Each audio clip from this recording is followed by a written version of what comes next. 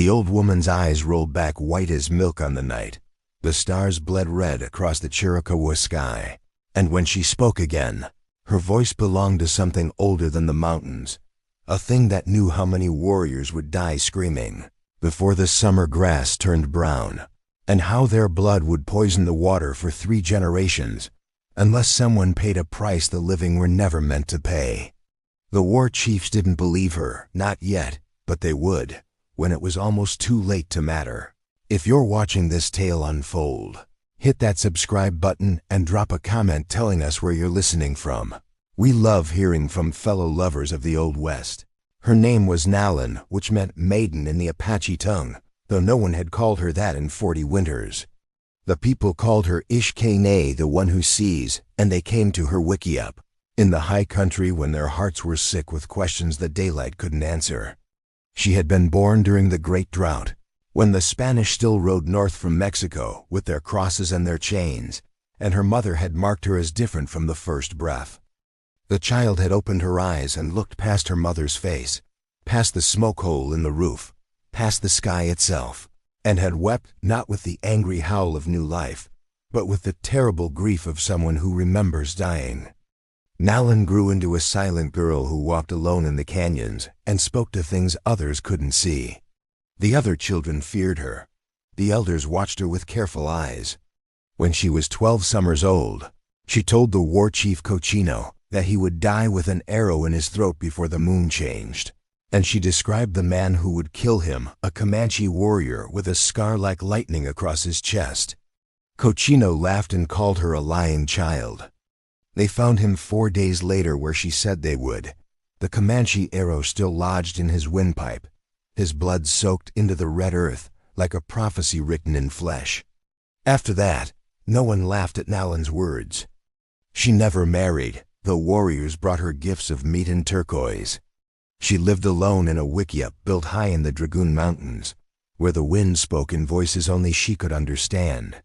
She gathered herbs that grew in shadow, burned sage that made the air shimmer like heat rising from stone, and painted symbols on flat rocks using pigments mixed with her own blood. The people came to her for healing, for guidance, for the courage to face what the future held. But they also feared her, because Nalin saw things no one was meant to see, the shapes of deaths that hadn't happened yet, the faces of children not yet born, the slow rot of treaties not yet signed. She saw the white men coming before they arrived, an endless flood of them like ants devouring the land. She saw the buffalo dying, the sacred places desecrated, the long walk of the Navajo before the soldiers even knew they would order it. And she saw, on certain nights when the veil between worlds grew thin, the war that would end her people unless someone could change what the stars had already written. The vision came to her in the moon of big leaves, when the heat sat heavy on the land like a hand pressed against the throat of the earth. She had been alone for 6 days, fasting in a cave the old one said was a doorway to the spirit world. She drank only water mixed with datura root, and the world began to peel away like old skin, revealing the burning truth beneath.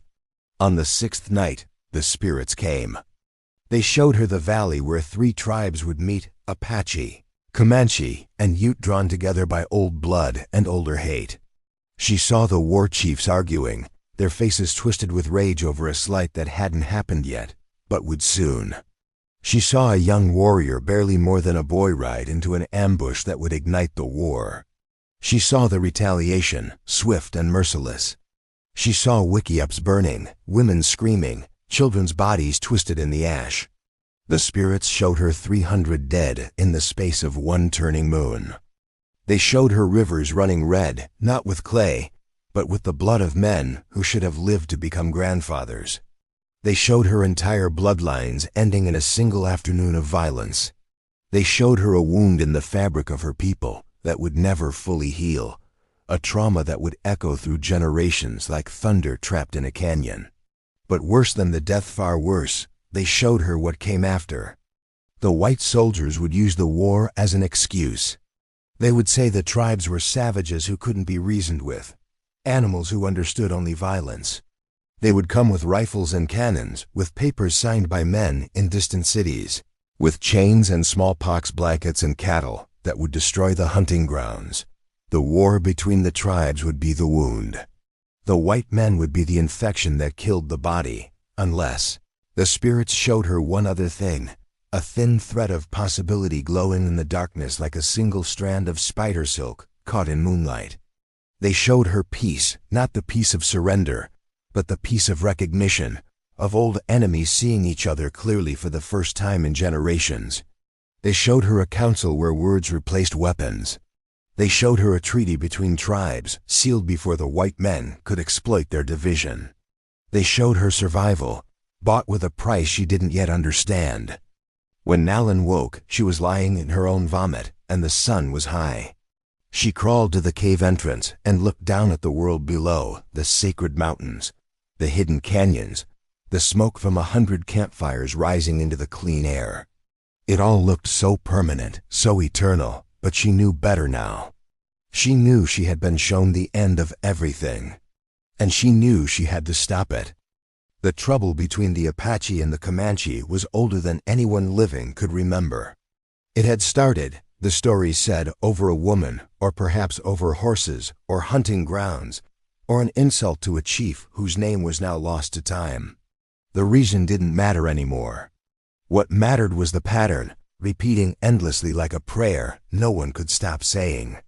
The Comanche would raid south from the plains, taking horses and captives. The Apache would retaliate, burning villages and scalping warriors.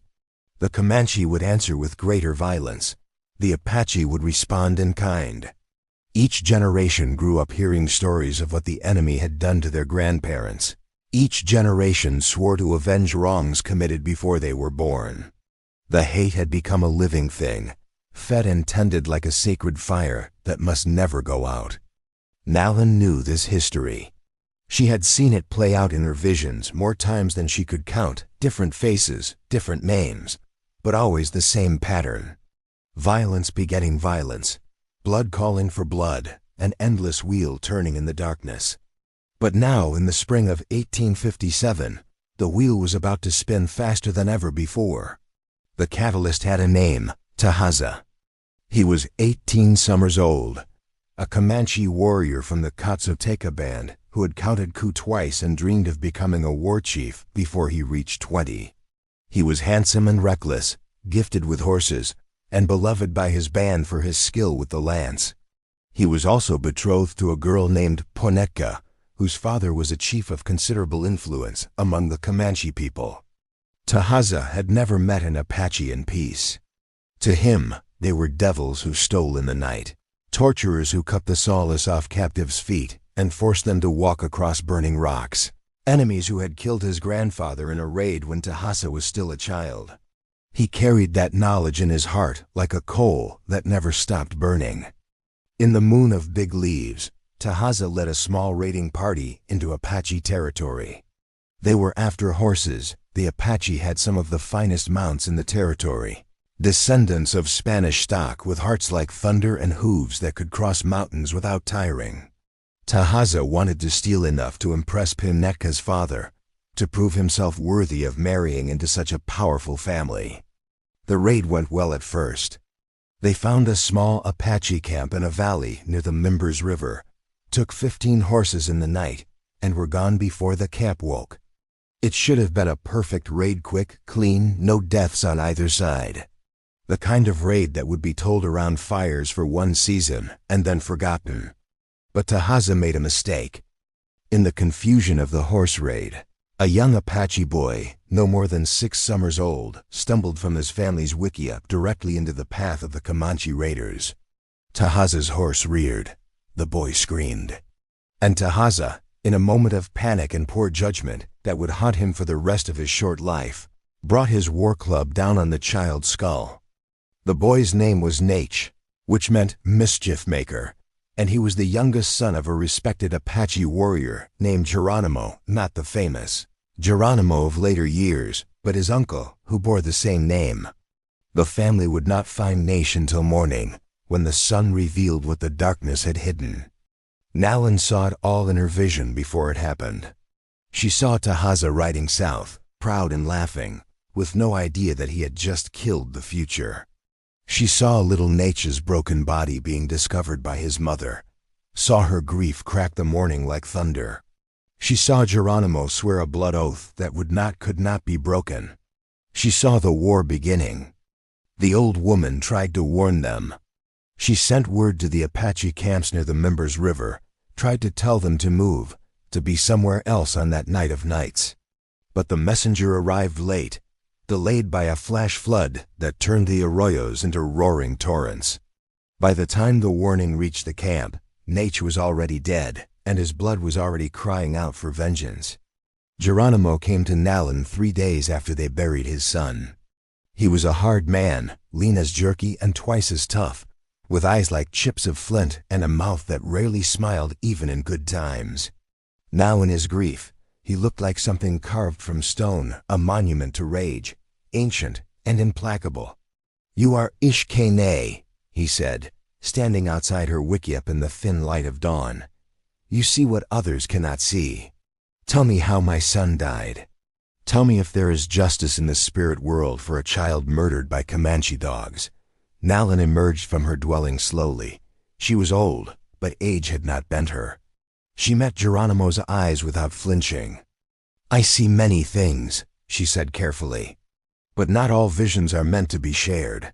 "Tell me," Geronimo said, and his voice was soft as a knife sliding from a sheath, "or I will burn your wickiup and scatter your bones across the mountain, and the spirits will have to speak to someone else." She believed him. Grief had made him capable of anything. "Your son's death was not meant to happen," Nalan said. "It was an accident born of fear and foolishness. The Comanche warrior who killed him did not plan it, did not want it. He panics still, though he does not show it to his people. But that does not matter now. What matters is what comes next.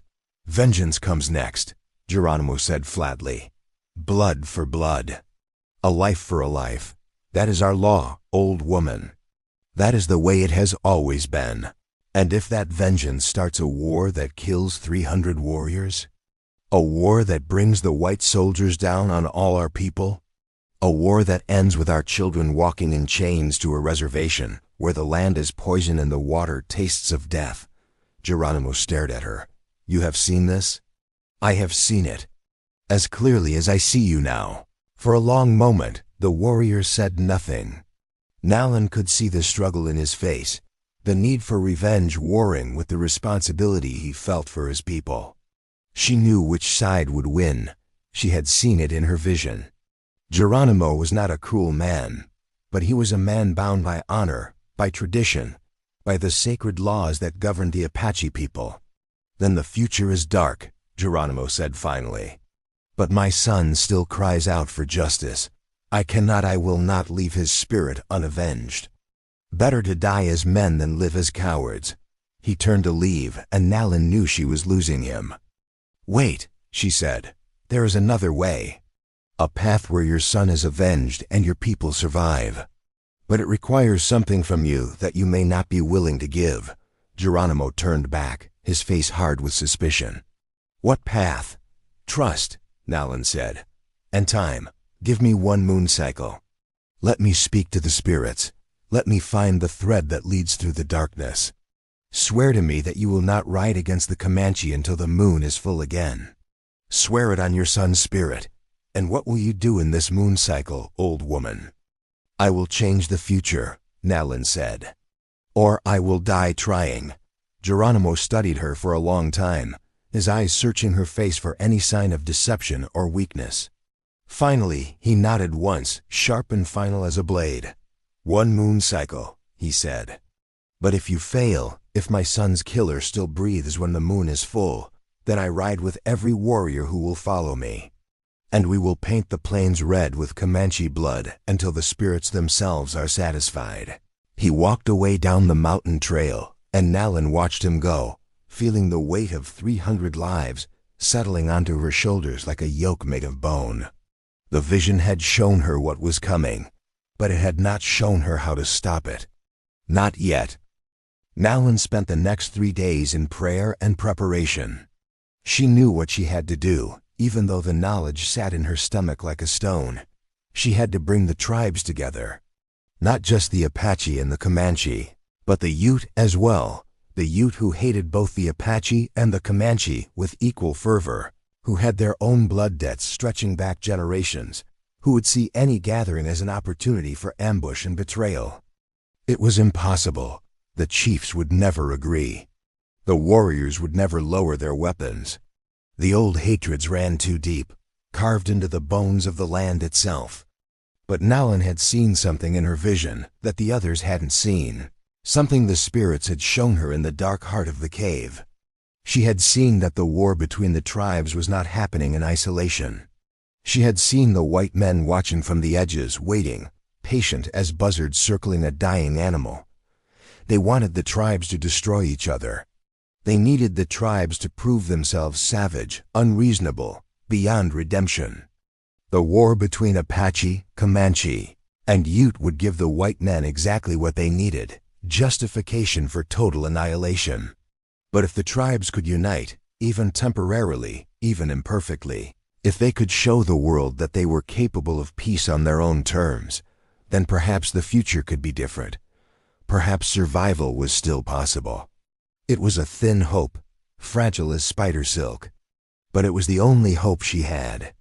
On the fourth day, Nalin descended from her mountain and began to travel. She was an old woman, but she moved with purpose, covering ground that would have exhausted warriors half her age. She carried only a walking stick, a pouch of sacred herbs, and a bundle of painted stones that marked her as Ishkene, the one who sees, the one who speaks with spirits, the one whose words carried weight that even chiefs could not ignore. She went first to the Apache camps scattered through the mountains to the Chiricahua, the Mimbers, the Warm Springs people. She sat with their chiefs and told them what she had seen. Some believed her. Others called her a foolish old woman chasing ghost stories. But all of them knew her reputation, knew the accuracy of her past prophecies, and that gave her words power that mere logic could not have carried. The Comanche will not rest until Geronimo's son is avenged, she told them. And Geronimo will not rest until his son's killer is dead. This is the nature of our law, and it is just. But justice without wisdom is merely violence, and violence without end is extinction. What would you have us do? Asked Mangus, chief of the Warm Springs Apache, a man whose father had been killed by Comanche raiders. Embrace our enemies? Forget our dead? No, Nalin said. Remember your dead. Honor them by ensuring their grandchildren survive to remember them as well. I ask only for one gathering, one council, where all three tribes can speak truth to each other. One chance to see if peace is possible before we commit to war. The Comanche will never agree to such a council, Mangus said flatly. They will if they understand what is at stake. They will if I can make them see what I have seen. And if they betray us, if they use this council as a trap, then we will fight, Nalin said simply. And we will die. And the white men will inherit everything we leave behind. But at least we will have tried. At least our spirits will know we chose honor over fear. The Apache chiefs conferred among themselves in low voices, arguing points of tradition and strategy that had been debated for generations. Finally, Mangus nodded. You may speak for us, he said. You may tell the Comanche and the Ute that we will come to council. But Geronimo must agree as well, and you know his heart is stone. If he rides for vengeance before your moon cycle ends, all your words mean nothing. Geronimo will wait, Nalin said, though she was not as certain as she sounded. He gave me his oath. Then may the spirits protect you, old woman. You will need their protection where you are going. The Comanche camps lay far to the northeast, out on the plains where the sky went on forever and the grass rolled like a green ocean. Nalin walked for 8 days, surviving on mesquite beans and water from scattered springs, sleeping in the open with only her blanket for shelter. The spirits walked with her. She could feel them, invisible presences that kept pace with her steps, whispering encouragement when her strength flagged. She reached the Comanche territory in the 9th day, and immediately she was surrounded by warriors on horseback, their faces painted for war, their lances pointed at her heart. I am Ishkene, she announced in the Comanche tongue, which she had learned as a girl from a captive woman who had taught her the words before, choosing to stay with the Apache rather than return to her people. I am the one who sees. I carry no weapons. I come to speak with your chiefs about the future, about life and death, and the choice that stands before all our people. The warriors looked at each other uncertainly. One of them, a young man with 3 eagle feathers in his hair, leaned down from his horse. You are Apache, he said, making the word sound like a curse. I am, Nalin said, and I am also a seer.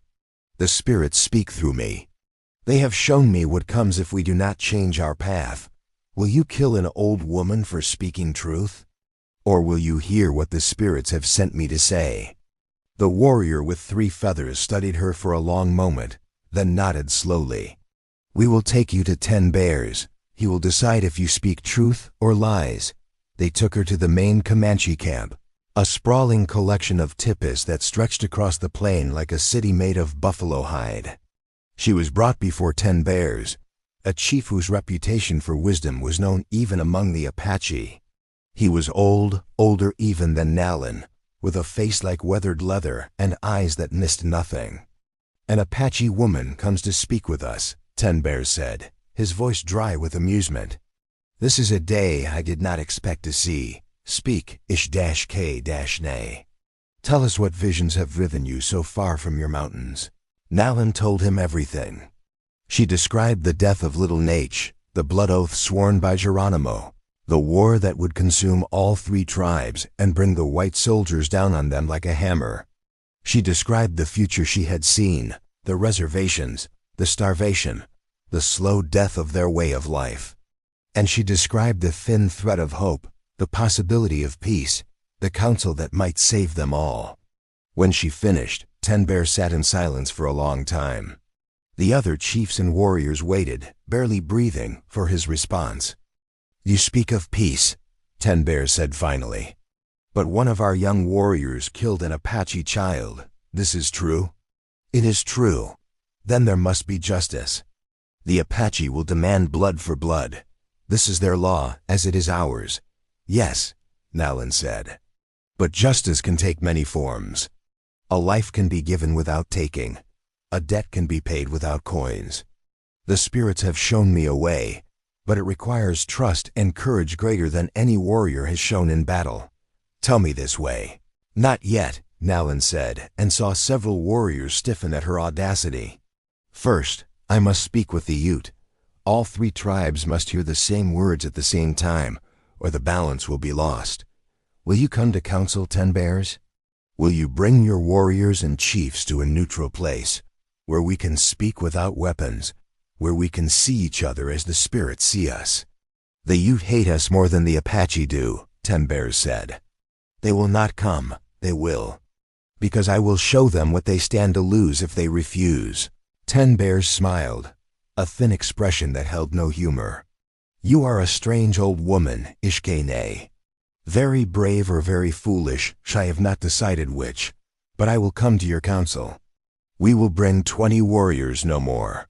And if this is a trap, if the Apache betray us, then the war you fear will begin immediately, and your name will be spoken as the one who caused it.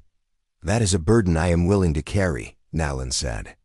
She left the Comanche camp the next morning and turned west, toward the high mesas where the Ute made their homes. Her feet were bleeding, her body exhausted beyond anything she had experienced in years. But the moon was waning, and her time was running out. Geronimo's oath would not hold forever. The Ute were the hardest to convince, as Nalin had known they would be. Their chief was named Ure, though he was not yet the great peacemaker he would later become.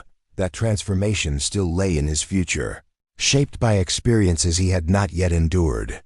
For now he was simply a war chief of considerable skill, a man who had led raids against both Apache and Comanche, who had lost brothers and cousins to both enemies, who saw no reason to trust either tribe even for a moment. You want us to sit in council with our enemies, Ure said, when Nalin finally stood before him. You want us to lower our guard, expose our throats, pretend that centuries of blood can be washed away with words. This is what you ask? Yes, Nalan said simply. Then you ask too much. I ask for survival. For your children's children to see the sun rise. For the Ute people to remain Ute and not become prisoners of the white men who even now sharpen their knives in the east. We can fight the white men. Not if you are already dead from fighting each other, Nalan said. The spirits have shown me the true war, not between Apache and Comanche and Ute, but between all the people and the flood of whites that comes like a plague. Divided, we die. United, we might survive. It is that simple and that terrible. Ure was silent for a long time. Then he said, "Show me. If you truly see the future, show me now. Prove that your words are not just the ravings of an old woman trying to save her own people at our expense." Nalan had known this moment was coming. She had prepared for it, fasted for it, made the appropriate sacrifices. She reached into her pouch and withdrew a handful of sacred datura seeds mixed with tobacco and certain mushrooms that grew only in the highest caves. She crushed them together in her palm, mixed them with water, and drank. The world began to shift. "Watch," she told Ure, and then she opened herself to the spirits fully, holding nothing back, letting the visions pour through her like water through a broken dam. The Ute warriors gasped and stepped back as Nalan's eyes rolled white, and her body began to convulse. She spoke in languages that had not been spoken in 1,000 years, her voice shifting between registers, now old as mountains, now young as spring rain, now something that was not human at all. She described things she could not possibly know, the names of Ure's dead brothers, the exact location where his mother was buried, the shape of a scar on his back that only he knew about. And then she showed him the future. She described the white men's cities rising where buffalo once roamed. She described the railroads splitting the land like wounds.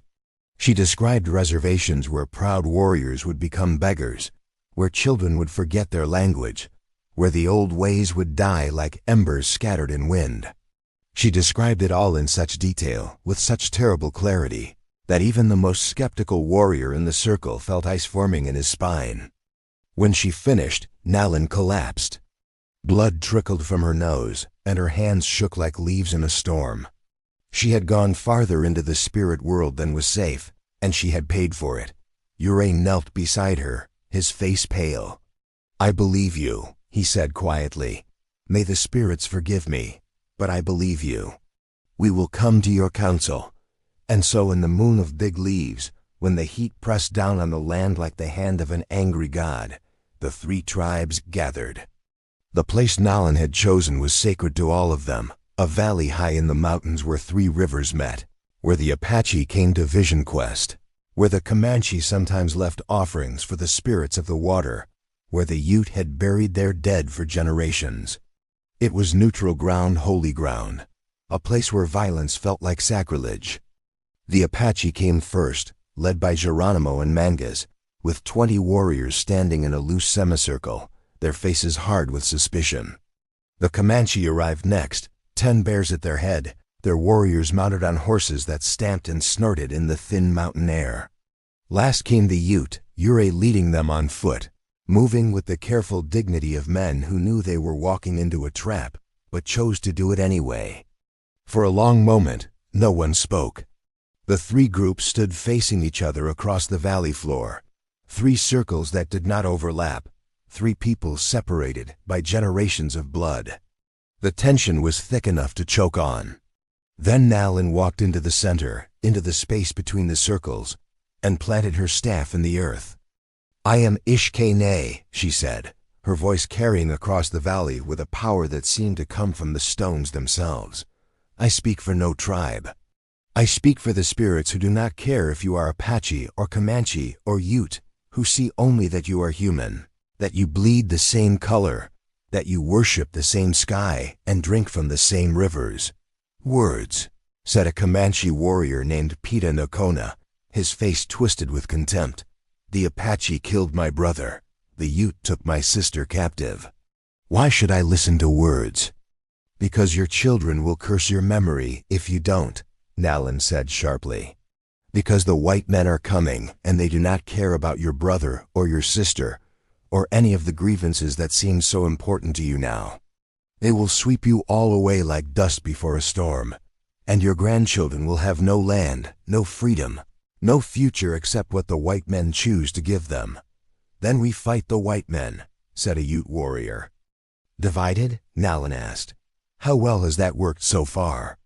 The whites conquer because they are united. They move as one people, one army, one purpose. We die because we cannot stop killing each other long enough to see the real enemy. Geronimo stepped forward then, and the entire valley held its breath. His face was carved from stone, his eyes burning with grief that had not dimmed in all the days since his son died. You speak of unity, he said, but my son's blood cries out from the earth. There is a Comanche warrior who murdered a child, my child. Where is the justice in ignoring that? Where is the honor? I am here, said a voice from the Comanche circle. Tahaza stepped forward, and Nalan's heart clenched. The young warrior looked as though he had not slept since the night of the raid. His face was gaunt, his eyes haunted. He wore no paint, carried no weapons. He looked like a man who had already died and was simply waiting for his body to realize it. I killed your son, Tahaza said, his voice steady despite the tremor in his hands. It was an accident. I did not mean to harm a child, but that does not matter. The deed is done. The blood is on my hands. I will not hide from it. The Apache warriors surged forward, but Geronimo raised his hand, stopping them. Why did you come here? Geronimo asked Tahaza. You must know I will kill you. Yes, Tahaza said. I know. But the old woman said, there is a way to pay the debt without starting a war. She said there is a way to give you justice while preserving both our peoples. I do not know what that way is, but I trust her vision more than I trust my own fear, so I am here. Do with me what you will. Nalan felt the weight of every eye in the valley turned toward her. This was the moment. This was where the thread either held or snapped, where the future divided into 1,000 different possibilities. There is an old law, Nalan said slowly. Older than any of us, older than the wars between our peoples. When a life is taken unjustly, a life must be given. But the law does not say whose life. It does not say the guilty must die. Only that a life must be offered in exchange. What are you saying? Mangas asked. I am saying that I offer my life for the boy, Nalan said. I am old. I have lived long, seen much. My death would rob the world of nothing that matters. But Tahaza is young, with children yet to father, with deeds yet to perform. His people need him. Your people need him to live because his death will start the war one have seen, and that war will end with all of us in chains. No, Geronimo said immediately. That is not justice, isn't it? Nalan asked. Your son's spirit does not cry out for revenge. Children do not understand revenge. He cries out for meaning, for his death to serve some purpose beyond grief. If my death can prevent the war that will kill 300 warriors, if it can buy our people even one more generation of freedom, then your son's death will have meaning. Then he will have changed the world. She speaks truth, Ten Bears said quietly. The spirits show themselves in strange ways. If this old woman is willing to die to prevent war between our peoples, then perhaps we should listen to what she is really saying. Which is what? Urey asked. That we are all trapped in a pattern we did not create and cannot break, not alone. That the only way forward is to choose something different, something that goes against every instinct we have been taught. She is not offering her life for the boy. She is offering her life to prove that the pattern can be broken. Geronimo stood very still, his face working through emotions too complex to name. Finally, he looked at Tahaza. You would accept this? You would let an old woman die in your place? No, Tahaza said. I would not. If someone must die for what I did, it should be me. But I understand what she is trying to do. She is trying to save us all, to give us a chance to be something better than what we have been. And I think that is worth more than my pride. And if I say no? Geronimo asked.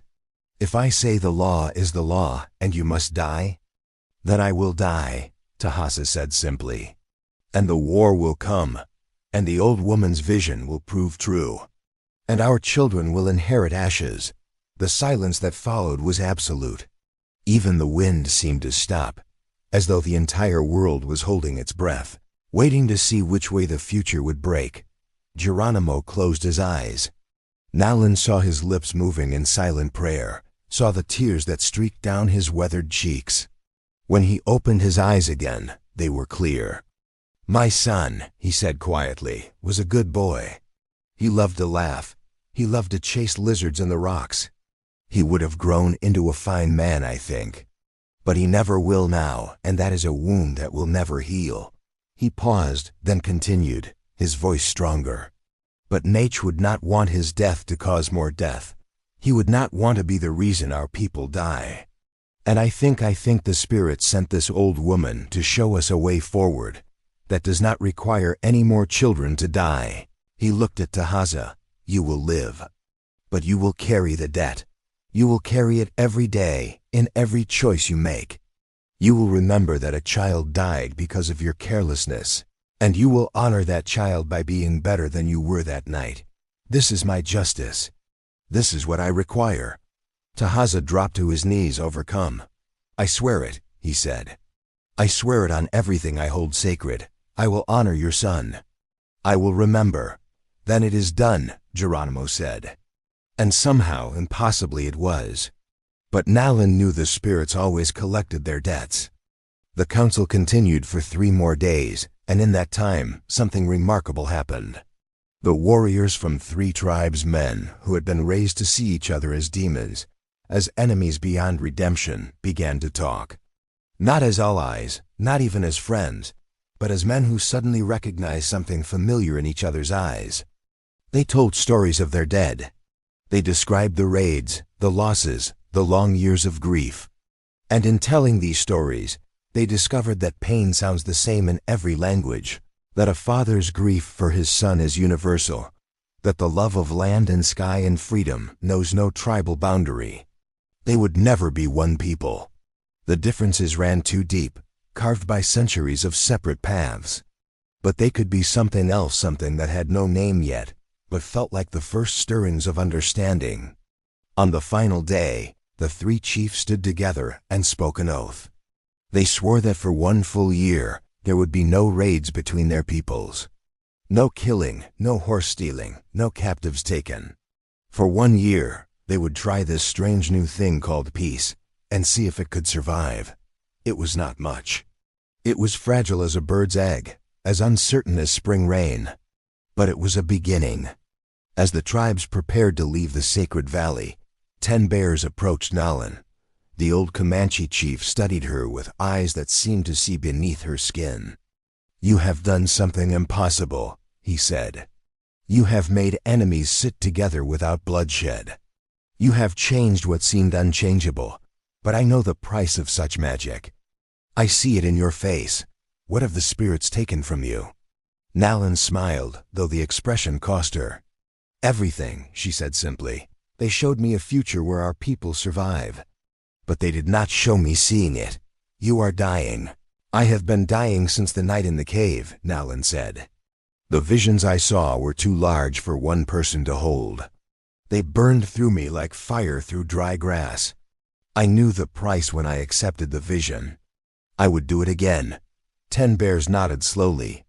"Then you are braver than any warrior I have known. May your spirit find peace, Ish-K-Nay. The world will be darker without your sight." Geronimo came to her as well, after the others had left. He sat beside her in the place where she had planted her staff, in the center of the valley where the 3 circles had met. "My son," he said quietly, "do you think his spirit is at peace now?" "Yes," Nalin said, and she knew it was true. "He has become something larger than a single life. He has become the reason we chose differently.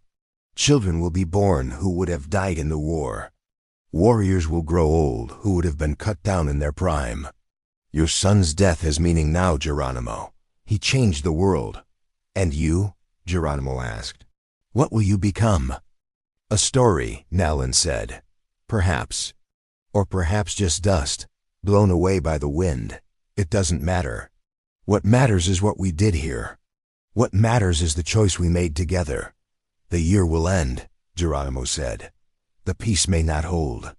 Old hatreds do not die easily. No, Nalin agreed. But a seed has been planted. Water it or let it wither. That choice belongs to those who come after us. We have done what we could. She left the valley that evening, walking back toward her mountain home as the sun set behind the peaks. Her body was failing, she knew. The visions had taken too much, burned too bright, but she had seen the threat of possibility become real. She had seen enemies choose peace, even for a moment. She had seen the future change. It was enough. She made it halfway up the mountain before her legs gave out. She sat down on a flat rock overlooking the valley where she had been born, where she had lived her life in service to visions she had never asked for. The stars were coming out, and they were beautiful. The spirits came to her one last time. They appeared as lights dancing in the darkness, as voices that spoke without words, as a presence that wrapped around her like a warm blanket. They showed her one final vision, not of war or peace, but of continuity. They showed her the generations that would follow, the children who would grow up hearing the story of the old woman who stopped a war, who would carry that story forward like a sacred flame. They showed her that she would not be forgotten. "Thank you," Nalin whispered to the spirits, to the stars, to the wind that had been her companion all her life. "Thank you for letting me see."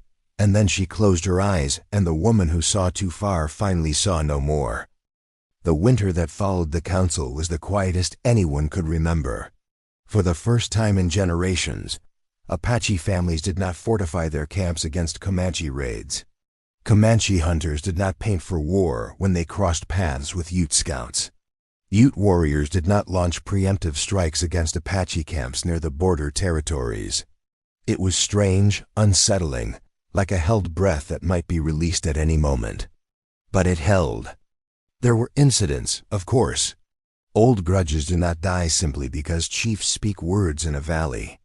A young Apache warrior named Cochise, who would later become legendary nearly, broke the peace in the moon of little snow when he encountered a party of Comanche hunters on land his father had died defending.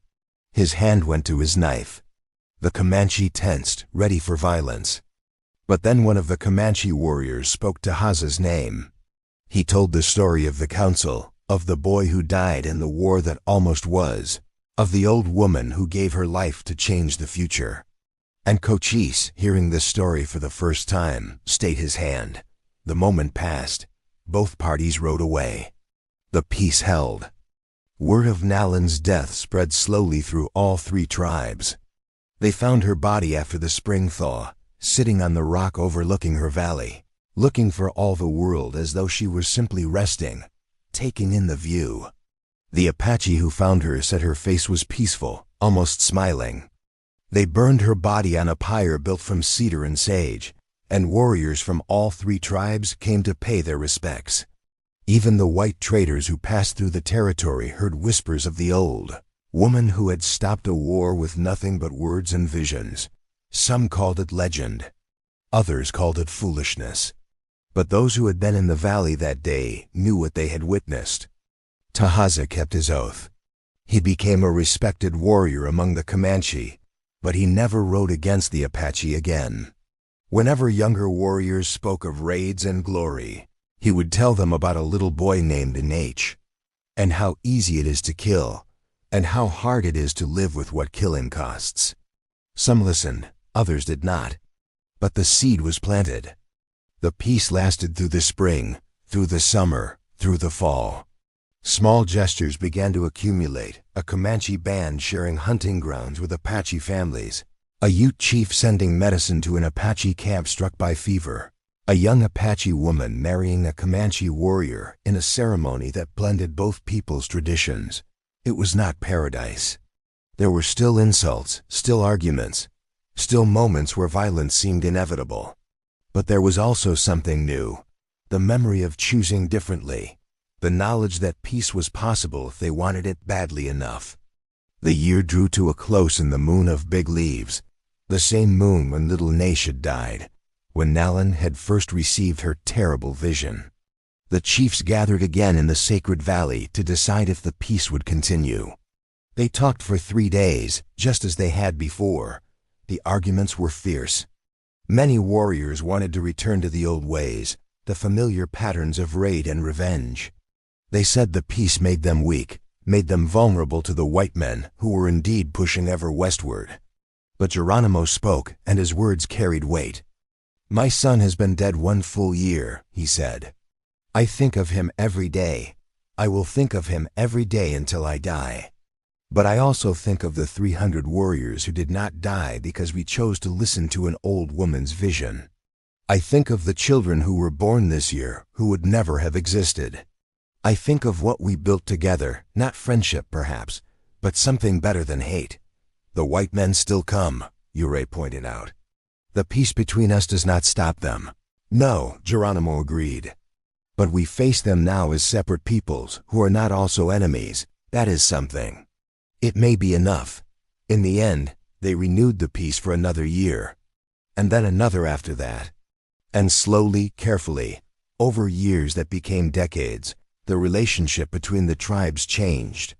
They never became one people. The old wounds never fully healed. But they learned to coexist in ways that would have seemed impossible before Nalan's vision. But the old woman's prophecy was only half fulfilled, and the spirits remember everything. The white men came anyway, exactly as Nalan had foreseen. They came with wagons and plows, with Bibles and whiskey, with broken treaties and smallpox. They came with an appetite that could never be satisfied, with a certainty that the land belonged to them simply because they wanted it. The peace between the tribes bought them time, but it could not buy them salvation. In 1862, 5 years after the Council in the Valley, the United States government began the forced relocation of the Navajo and Mescalero Apache in what would become known as the Long Walk. Thousands died on the journey to Bosque Redondo, a barren reservation where the land was poison and the promised supplies never arrived. In 1864, Colorado militia massacred over 150 Cheyenne and Arapaho at Sand Creek, most of them women and children, despite the fact that their chief was flying both an American flag and a white flag of truce. In 1874, the Red River War would drive the Comanche onto reservations, ending forever their dominance of the southern plains. And through it all, the peace between Apache, Comanche, and Ute held not perfectly, not without strain, but it held. Warriors from all 3 tribes fought together against the white soldiers, sharing intelligence, coordinating resistance, offering refuge to each other's displaced families. The unity Nalan had forged in that single moment of impossible grace became a thread running through decades of survival. It was not enough to stop the tide. Nothing could have stopped it, but it changed how the story ended. In 1886, when Geronimo, not the uncle who lost his son, but the nephew who inherited his name and his rage, finally surrendered to General Miles, he was not betrayed by other tribes. When the Apache were finally forced onto reservations, the Comanche and Ute sent what help they could.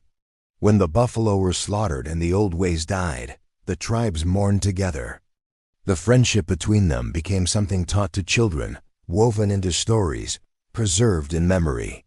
They told of the great council in the moon of big leaves, of the 3 chiefs who chose peace over war, of the Apache boy whose death changed everything, of the Comanche warrior who lived with the weight of that death, of the old woman who saw too far and paid the price for her vision.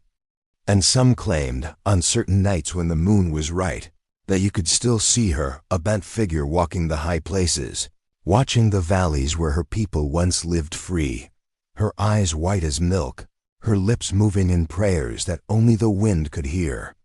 The truth is this: Nalan did not stop the destruction of her people's way of life. The white men came. The land was taken. The buffalo were slaughtered. The children were sent to boarding schools where they were beaten for speaking their own languages. The sacred places were desecrated or fenced off or turned into tourist attractions. All of this happened exactly as Nalan had seen it would. But 300 warriors who would have died in the war she prevented lived instead. They had children. Those children had children. And somewhere in the sprawling tree of generations, every person alive today who can trace their ancestry to the Apache, Comanche, or Ute peoples is descended from someone who lived because an old woman climbed into a cave and asked the spirits to show her how to change the future. That is the true measure of what she did. The year of peace became 2 years, then 5, then 10. By the time the reservations were established, the habits of cooperation had become ingrained enough that the tribes helped each other survive the worst of the transition. They shared resources, protected each other's children, preserved each other's stories. When the anthropologists came in the early 1900s to record the dying native cultures, they found something unexpected. The tribes had maintained more of their traditions than anyone predicted. Languages that should have been lost were still spoken. Ceremonies that should have been forgotten were still performed. The old ways adapted, changed, survived in forms that would have been unrecognizable to the ancestors, but they survived. And always in the stories they told, there was the tale of Ish-K-Nay, the woman who saw too far, who stopped a war no one thought could be stopped, who chose to die so that others might live differently. Did it matter in the end? Did her sacrifice change enough to justify the price she paid? The spirits, who see all of time as a single moment, who understand the web of causation in ways human minds cannot grasp, would say yes. Every child born who would not have been born, every story passed down that would have been lost, every moment of beauty and joy and ordinary human existence that occurred, because the pattern was broken, all of it mattered. But Nalin herself, if she could speak from beyond death, might give a different answer. She might say that she did not change the future as much as she had hoped. The visions showed her peace, but the peace was temporary. They showed her survival, but the survival came at a cost almost as great as extinction. The reservations, the poverty, the loss of land and freedom, these things still happened, just as she had foreseen. What she changed was not the destination, but the path. And perhaps that is all any of us can hope to change, not where history leads, but how we walk toward it, and who we walk with, and what we carry in our hearts along the way. In 1924, more than 60 years after Nalin's death, the United States government finally granted citizenship to all Native Americans born in the country. It was a strange kind of recognition, being declared citizens of the nation that had stolen your land, murdered your ancestors, destroyed your way of life. But on the reservations, among the Apache and Comanche and Ute elders who remembered the stories their grandparents told, there was a different kind of recognition taking place. They were recognizing each other. The peace that Nalin had forged had evolved into something more complex than friendship or alliance. It had become a shared history, a common experience of loss and survival. The three tribes had been through the worst together, and that created a bond that even the reservation system couldn't fully break.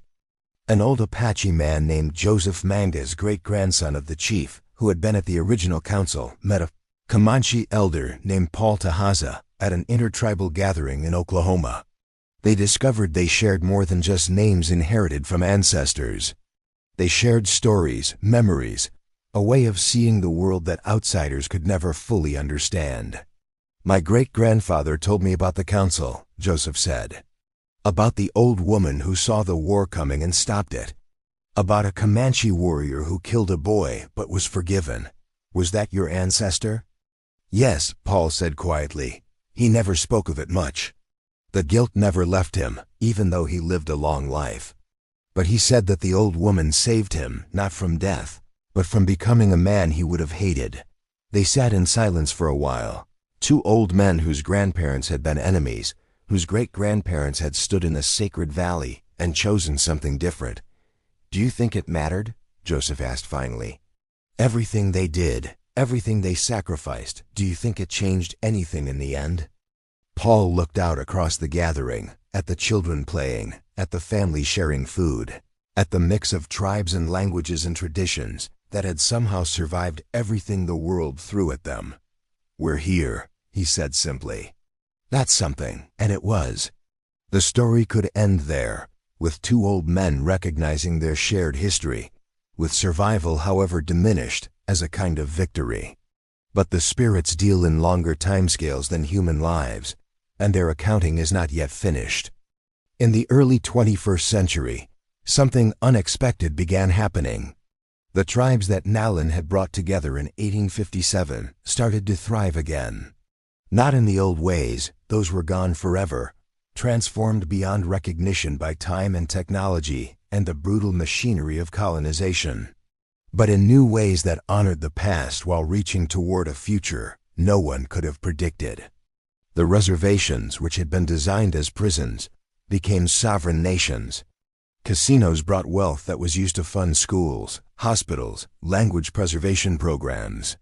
Young people who had been taught to be ashamed of their heritage began reclaiming it, learning the old stories, reviving ceremonies, speaking languages that had almost been lost.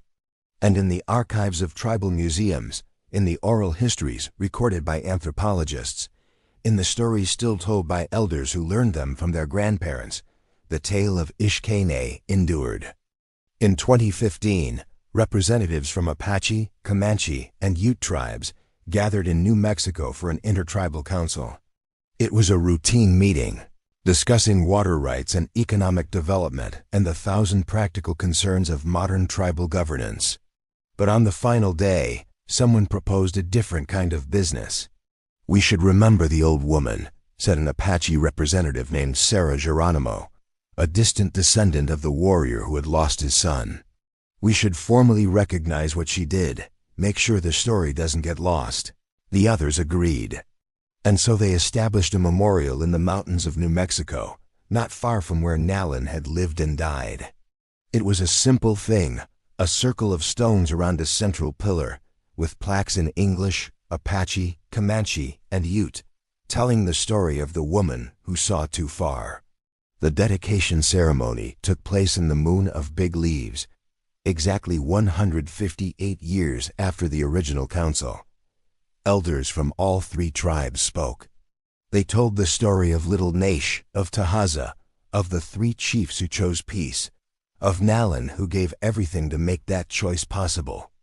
"She could not stop what was coming," one of the Comanche elders said. "She could not save us from the reservations, from the loss of our land, from all the grief that followed. But she saved us from destroying ourselves. She showed us that peace was possible, even between enemies.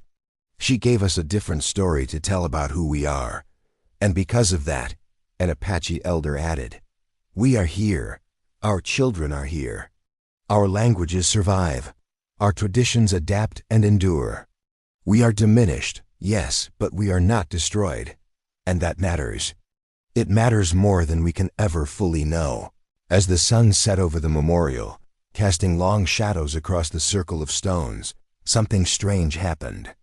Several people reported seeing a figure standing at the edge of the gathering, an old woman leaning on a staff, her eyes white as milk, her face peaceful. She stood there for a moment, watching the ceremony, and then she was gone. Skeptics would say it was a trick of the light, a shadow misinterpreted, the power of suggestion working on people already primed for mystical experiences. Perhaps they were right. But the spirits know what they know, and they collect their debts in their own time. And perhaps, just perhaps, they also keep their promises. Nalin had been shown a vision of peace.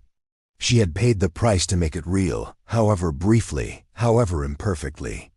And in the end, across a span of time that would have seemed unimaginable to her, that peace had borne fruit. Not the fruit she expected, not the future she hoped for, but something. Life, continuity, survival, stories passed from grandparent to grandchild, languages spoken, ceremonies performed. A thread of identity stretching from deep past to distant future, unbroken despite everything. That was the vision fulfilled. That was the price redeemed. That was enough. There are places in the high mountains of New Mexico where the wind sounds like voices, like prayers spoken in languages most people have forgotten, like prophecies whispered by seers whose names have been lost to time, like the collective memory of a people who learned to survive what should have destroyed them. If you go to those places on certain nights, when the moon is right and your heart is open, you might hear them too. You might hear the sound of a small boy laughing as he chases lizards across sun-warmed rocks, never knowing that his death will save 300 lives. You might hear the sound of a young warrior weeping, carrying the weight of a terrible accident, learning too late the price of carelessness. You might hear the sound of chiefs arguing, then falling silent, then speaking words that will change everything. And you might hear, beneath all of it, the sound of an old woman's voice, steady, clear, unafraid, describing a future that hasn't happened yet, but could, if only someone has the courage to choose differently. The path is there, she says, though she has been dead for more than a century and a half. The thread runs through the darkness. All you have to do is follow it. All you have to do is believe that change is possible, even when everything you know tells you it isn't. All you have to do is see. The wind carries her words down the mountain, across the valleys, out onto the plains where her people once lived free. It carries them to the reservations where their descendants now live, building new lives from the fragments of old ways. It carries them to the cities where native children grow up speaking English but learning to remember, learning to honor, learning that their ancestors chose survival over vengeance, and that this choice echoes forward through time. The story is not over. Stories like this one never end, not really. They change form, adapt to new circumstances, find new meanings in new contexts. But the core remains the truth that Nalin discovered in that cave, the knowledge she paid for with her life. We are not trapped by the patterns of the past.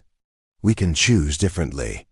The choice may cost us everything, and it may not save us the way we hope to be saved, but it is still worth making. That is what the wind remembers. That is what the spirits teach. That is what Nalin Ishkene, the woman who saw too far, learned in the darkness and carried into the light. And on nights when the stars bleed red across the desert sky, when the air is thick with the weight of futures not yet chosen, when the line between what is and what could be grows thin as spider silk on those nights, the old woman walks again in the high places, watching, waiting, seeing what we will choose, seeing what price we will pay, seeing what threads we will follow through the darkness, seeing us as the spirits see us, not as Apache or Comanche or Ute, not as Indian or white, not as divided peoples doomed to destroy each other, but as humans capable of transcending our worst impulses, of choosing peace over vengeance, of changing the future even when the cost is terrible. That is the gift she gave us. That is the vision she died to preserve. That is the story that echoes through 158 years and beyond, carried on the wind that remembers everything, whispered by the spirits who see all of time as a single moment. And the story says, it is possible. Change is possible. Peace is possible. Survival is possible. All you have to do is see. All you have to do is choose. All you have to do is pay the price. And somewhere in the darkness, an old woman smiles, knowing that the future she died for, imperfect, diminished, but real, has finally come to pass. The vision has been fulfilled. The debt has been paid. The thread holds. The people endure. And that, in the end, is everything.